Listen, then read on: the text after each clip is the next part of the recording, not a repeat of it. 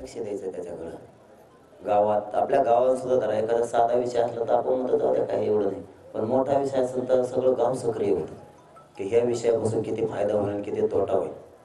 तसं या कायद्यामुळे किती फायदा होणार आहे, त्यामुळे समोरच्याला वाटतं की जितका विरोध करतो तितकं चांगलं. म्हणजे विरोध करून जर ते काय झालं तर आपला फायदा नाही होणार. त्याच्यासाठी विरोध करणाऱ्यालाही आपण शांततेतच उत्तर द्या, पण आपणही त्याला सपोर्ट करा सगळेजण त्या कायद्याला. नसता एक बाजू बोलत हे कायदा करू नका किंवा असं, कारण त्याचं आता कायद्यात रूपांतर होणार आहे 8-10 दिवसात अधिवेशनात.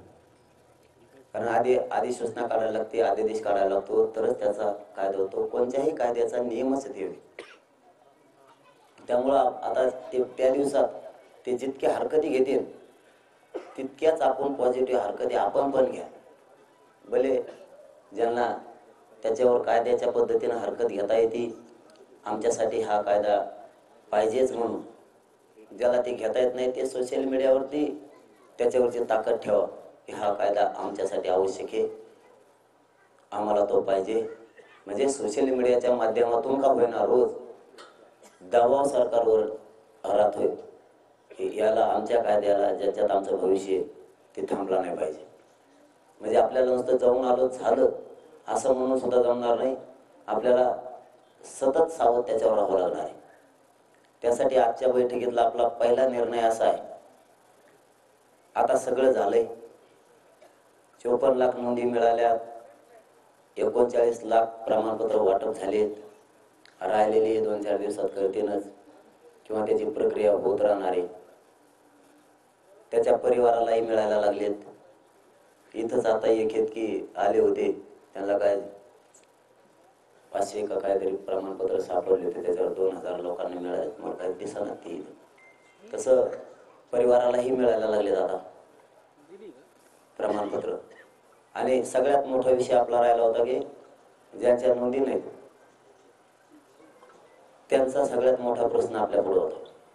तर मग सगळे सोयरे जर शब्द घेतला तर ज्याची नोंद मिळाली त्यांनी एक शपथपत्र करून द्यायचं की माझा सोयरा आहे, आणि त्या आधारावर त्याला प्रमाणपत्र द्यायचं, असं सरकारचं आपलं ठरलेलं. पत्र दिल्याच्या नंतर त्याची गृह चौकशी करायची, त्याचा सोयरा आहे का नाही.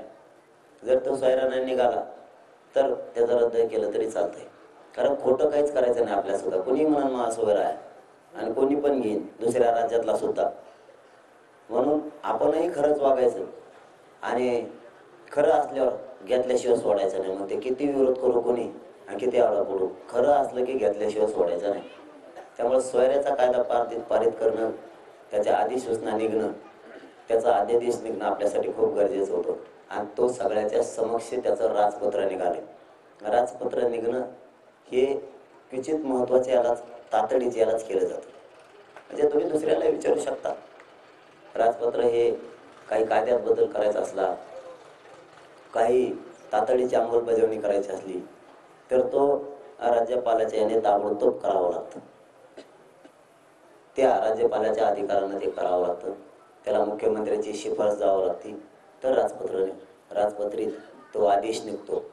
हा राजपत्रित आदेश आहे आपला, त्यामुळे याचं कायद्यात रूपांतर होणार आहे. आता तोपर्यंत आपल्याला सावध राहायचं, कारण ही अधिसूचना काढणं सुद्धा सरकारवर बेतलेलं असतं. आता त्याची प्रक्रिया सगळी झाली, आता थोडी राहिलेली म्हणजे झालीच, ते सुरू झालं. आता